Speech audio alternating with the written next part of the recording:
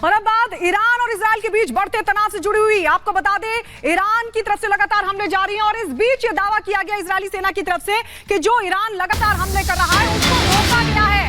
तो बड़ी खबर आपको बता दें, ईरानी हमले के बाद बढ़ गया है तनाव और इस बीच बड़ी जानकारी है कि इलियट खाड़ी में संदिग्ध टारगेट हुआ है। इजरायली इंटरसेप्टर ने टारगेट को रोक दिया है, यह दावा इजरायली सेना ने किया है। इलियट खाड़ी में संदिग्ध टारगेट किया गया था जिसको इजरायली इंटरसेप्टर ने रोक दिया है। तो ईरान के हमले के बाद लगातार तनाव देखा जा रहा है और जो जानकारी मिल रही है उसके मुताबिक इजरायली सेना यह कह रही है कि इलियट खाड़ी में संदिग्ध टारगेट को रोका गया है। और बड़ी खबर, इसे युद्ध क्षेत्र से जुड़ी इजरायली सेना ने एक वीडियो जारी किया है। ईरानी हमले से एयरबेस को नुकसान पहुंचा है और इससे जुड़ी एक तस्वीर भी साझा की है, एक वीडियो जारी किया है। और देखिए, इजरायली सेना के इस वीडियो के जरिए बताया गया कि कैसे ईरानी हमले से एयरबेस को नुकसान पहुंचा। जो तनाव इस वक्त इजराइल और ईरान के बीच देखने को मिल रहा है वो कहीं ना कहीं विश्व युद्ध की तरफ जाता हुआ दिख रहा है। और अब एक वीडियो जारी किया गया। ईरान लगातार इजराइल पर हमले कर रहा है और इस हमले की तस्वीरें भी सामने आई है। इजरायली सेना ने वीडियो जारी कर दिखाया कि दिल्ली शराब घोटाला मामले में आरोपी बीआरएस नेता के कविता की सीबीआई हिरासत आज खत्म हो रही है। सीबीआई आज राउज एवेन्यू कोर्ट में उन्हें पेश करेगी। सीबीआई ने जांच में सहयोग नहीं करने के आरोप में कविता को तिहाड़ जेल से गिरफ्तार किया था। कविता पर आम आदमी पार्टी के लिए 100 करोड़ रुपए मैनेज करने और इस साजिश में शामिल होने का सीबीआई ने आरोप लगाया था। सीबीआई ने दावा किया है कि साउथ ग्रुप के एक शराब कारोबारी ने केजरीवाल से मुलाकात कर दिल्ली में कारोबार करने के लिए समर्थन मांगा था। केजरीवाल ने उन्हें सहयोग का आश्वासन दिया था। देश में लोकसभा चुनाव के लिए वोटिंग की तारीख जैसे जैसे आ रही है नजदीक, वैसे वैसे नेताओं के बिगड़े बोल भी सामने आ रहे हैं। ताजा मामला उत्तर प्रदेश के मुरादाबाद का है, जहां समाजवादी पार्टी की प्रत्याशी रुचि वीरा के एक जनसभा में पुलिस अधिकारियों को औकात में रहने की धमकी दे डाली। रुचि वीरा यहीं पर नहीं रुकी, उन्होंने पुलिस के अधिकारियों पर बीजेपी का एजेंट बनकर काम करने का आरोप भी मढ़ दिया। रुचि वीरा के इस बयान के बाद मंच पर मौजूद समाजवादी पार्टी के नेताओं ने अखिलेश यादव और राहुल गांधी के समर्थन में नारेबाजी भी की।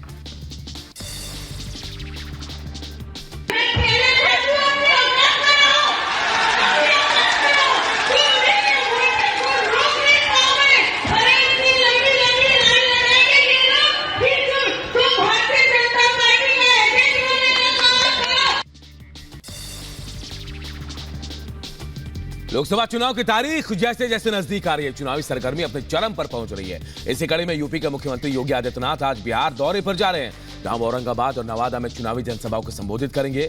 नवादा के अकबरपुर में फतेहपुर मोड़ के पास डीही आहार मैदान में जनसभा को संबोधित करेंगे। एनडीए उम्मीदवार विवेक ठाकुर के पक्ष में वोट मांगेंगे। इससे पहले दोपहर 12:15 बजे सीएम योगी की सभा औरंगाबाद शहर से सटे शाहपुर रतनुआ के मैदान में होगी। औरंगाबाद लोकसभा क्षेत्र में बीजेपी के निवर्तमान सांसद सुशील कुमार सिंह एक बार फिर उम्मीदवार बनाए गए हैं। लोकसभा चुनाव को लेकर बीजेपी आज यूपी के सभी 75 जिलों में एक साथ मीडिया के जरिए सरकार की उपलब्धियों को जनता के सामने रखेगी। पार्टी ने इसे कारपेट बॉम्बिंग का नाम दिया है। पार्टी ने इसके लिए सभी बड़े नेताओं को मैदान में उतार दिया है। सीएम योगी आदित्यनाथ बीजेपी के प्रदेश मुख्यालय में केंद्र सरकार के 10 साल के कार्यकाल का लेखा जोखा करेंगे पेश। वहीं प्रदेश अध्यक्ष भूपेन्द्र चौधरी मेरठ में प्रेस वार्ता करेंगे, तो डिप्टी सीएम केशव प्रसाद मौर्य मुरादाबाद में और ब्रजेश पाठक कानपुर में मीडिया के सामने मोदी सरकार की उपलब्धियों को रखेंगे। चुनाव प्रचार के लिए उत्तराखंड पहुंचे सीएम योगी का एकदम अनोखा अंदाज देखने को मिला। उत्तराखंड के रुड़की में आयोजित जनसभा में एक बच्चा सीएम योगी की तरह ही वेशभूषा में आया था। बच्चे को देख सीएम योगी ने मंच पर उसे बुलाया और उसे फूलों का गुलदस्ता दिया। बच्चे के मंच पर पहुंचते ही जोर जोर से योगी योगी के नारे लगने लगे।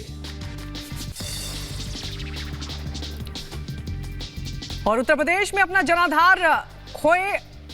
जनाधार को वापस लाने के लिए बीएसपी सुप्रीमो मायावती की तरफ से लगातार रैलियां करने की बात सामने आ रही है। मायावती 23 अप्रैल तक पश्चिमी यूपी की 12 सीटों के लिए 10 रैलियों को संबोधित करेंगी। इन सीटों पर पहले और दूसरे चरण में मतदान है और इस बार बीएसपी 2019 में जीती हुई सीटों को बचाने के लिए अपनी पूरी ताकत लगा रही है। मायावती आज रामपुर, मुरादाबाद और पीलीभीत में जनसभा को करेंगी संबोधित। आपको बता दें कि बीएसपी इस बार चुनाव अकेले ही लड़ रही है। उत्तर प्रदेश के मुजफ्फरनगर में एक रैली को संबोधित करते हुए बसपा सुप्रीमो मायावती ने बड़ा ऐलान किया। कहा, अगर केंद्र में उनकी सरकार बनी तो पश्चिमी उत्तर प्रदेश को अलग राज्य बनाने का काम करेंगे। मायावती ने रविवार को लोकसभा चुनाव के मद्देनजर सहारनपुर या उन्होंने अपने प्रत्याशी के प्रचार में एक जनसभा को संबोधित किया, जिसके बाद उन्होंने मुजफ्फरनगर लोकसभा सीट के लिए जीआईसी मैदान में भी एक रैली को संबोधित किया।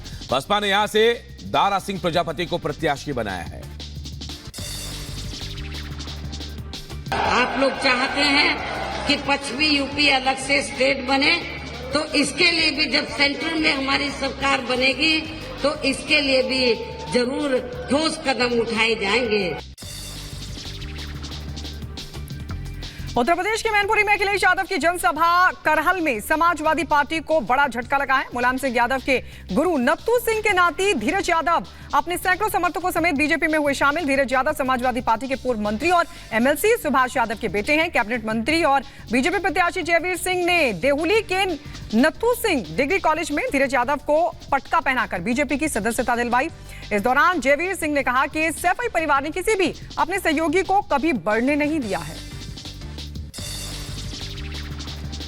उत्तर प्रदेश के एटा में प्रशासन को बड़ी सफलता मिली। लोकसभा चुनाव से पहले अवैध हथियार फैक्ट्री पर छापा मारा गया। छापेमारी में एक तस्कर को गिरफ्तार किया गया। शातिर असला तस्कर विजय सिंह के कब्जे से 7 तमंचे, एक राइफल और कारतूस टीम ने बरामद किया है।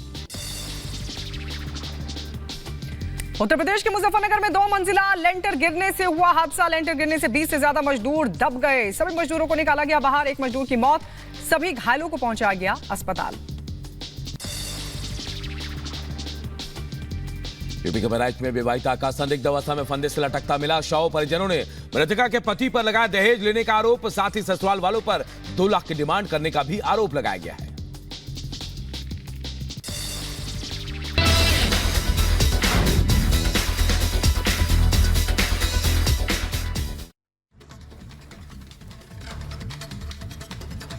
और आइए अब आपको वायरल वर्ड से कुछ तस्वीरें दिखाते हैं। क्या कभी आपके सामने असली का बाघ और जंगली हाथी आया है? आपने देखा है कभी? अगर आपको सामने अचानक से ये दोनों जानवर दिखाई दे जाएं तो आप क्या करेंगे? डरे नहीं, क्योंकि इस वीडियो के जरिए हम आपको कुछ ऐसा दिखाने वाले हैं जिसको देखकर आप चौंक जाएंगे।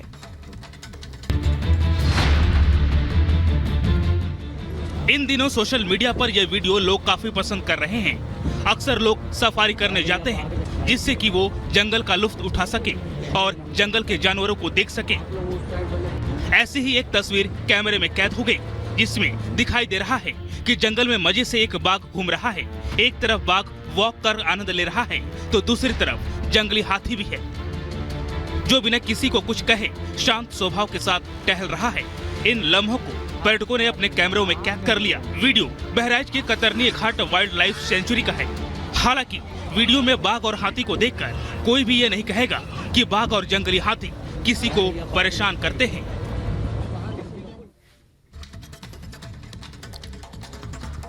क्रिकेट के मैदान में आपने कैच बहुत सारे देखे होंगे या फिर आपने कभी खुद कैच करने की प्रैक्टिस भी की होगी, लेकिन एक वीडियो में आपको दिखाते हैं और उस वीडियो के जरिए आप समझिए ये कैच की प्रैक्टिस कैसी है और इसे देखकर कैसे लोग कह रहे हैं वाह कैच हो तो ऐसा। देखिए वीडियो। देश विदेशों में आपने कई तरह के लोगों की खूबियां देखी होंगी, लेकिन आपने क्या ये देखा है? अगर आप सोशल मीडिया पर लगातार एक्टिव रहते हैं तो आप शायद इस तरह के वीडियोस को एक बार नहीं बल्कि बार बार देखते होंगे। स्क्रीन पर दिख रहा ये शख्स आपको किसी तरह की प्रैक्टिस करता हुआ नजर आ रहा होगा, लेकिन ऐसा नहीं है। ये भाई साहब एक ट्रक से सामान उतारवा रहे थे। जी हाँ, ट्रक से कुछ लोग इसे ये फल आकार का कुछ फेंकते हैं और ये शख्स नॉन स्टॉप बिना गिराए सभी फलों को अलग अलग तरीकों से संभाल कर नीचे रखता रहता है। कैच करने का यह अंदाज आपको भी पसंद आ रहा होगा। इस वीडियो को भी लोग अलग अलग कैप्शन के साथ तेजी से शेयर कर रहे हैं। अगर हम आपसे कहें कि पानी में अगर किसी को मगरमच्छ दिख जाए तो आप क्या करेंगे? आपके पास शायद कोई जवाब नहीं होगा, लेकिन ये जवाब हाथी के पास जरूर है। क्या जवाब है? आइए आपको दिखाते हैं। आप किसी पानी में जाएं और वहां पहले कितना नुकसान हुआ है, एयरबेस पर कितना नुकसान पहुंचा है।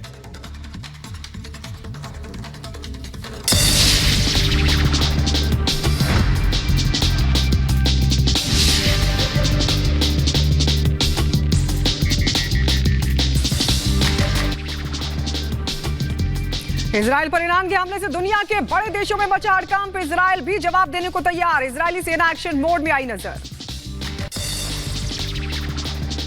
इजराइल हिजबुल्लाह के ठिकानों पर भी लगातार कर रहा है बमबारी। दक्षिणी लेबनान में इजरायली सेना ने किए ताबड़तोड़ हमले। हिजबुल्लाह के कई ठिकानों को तबाह किया गया।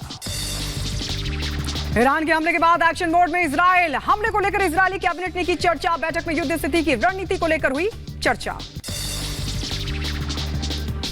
ईरान इजराइल में बड़ा तनाव, G7 देशों ने की मिडल ईस्ट में बिगड़ते हालात पर चिंता। G7 देशों ने ईरान के हमले की निंदा की। विदेश मंत्री एस जयशंकर ने ईरान के विदेश मंत्री से बातचीत की। उधर ईरानी हमले के बाद बर्लिन में इजराइल के समर्थन में निकाली गई रैली। सैकड़ों लोगों ने एकजुटता दिखाने के लिए निकाली ये रैली। प्रदर्शन में जर्मन सरकार से ईरान के साथ संबंधों पर पुनर्विचार करने की मांग भी उठाई। ईरान के हमले को लेकर इजरायली सेना ने एक वीडियो भी जारी किया। वीडियो में इजरायली सेना का दावा, ईरान से आने वाले मिसाइलों और ड्रोन को रोका गया। ईरान से युद्ध के हालात बनने को लेकर एक्शन में दिखी इजरायली सेना। गाजा पट्टी पर बनाए गए ठिकानों पर डटी रही। इजरायली फोर्स लगातार हमले को रोकने का कर रही प्रयास। ईरानी विदेश मंत्री ने हमले को लेकर किया बड़ा दावा। कहा, हमले में अमेरिकी ठिकानों को निशाना नहीं बनाया गया और हमारा लक्ष्य इजरायली शासन को दंडित करना है। इजरायल और ईरान के बीच बढ़े तनाव को देखते हुए अलर्ट मोड पर भारत सरकार। विदेश मंत्री एस जयशंकर ने इजरायल के विदेश मंत्री से की बातचीत, स्थिति को लेकर की चर्चा। जर्मन चांसलर ओलाफ स्कॉल्ज ने भी ईरान के इजरायल पर हमले की निंदा की। ईरान को आगे और हमला न करने की चेतावनी भी दी। ईरान ने इजरायल के कई ठिकानों पर दागी ताबड़तोड़ मिसाइलें ईरान की ओर से जारी किया गया वीडियो भी। वीडियो में कुछ हमले की तस्वीरें आई सामने। ब्रिटेन के प्रधानमंत्री ऋषि सुनक ने इजरायल पर ईरान के हमले को बताया खतरनाक। बेवजह तनाव बढ़ाने के लिए ईरान की निंदा की। इसके साथ ही सुनक ने इजरायल के एक्शन की भी तारीफ की है।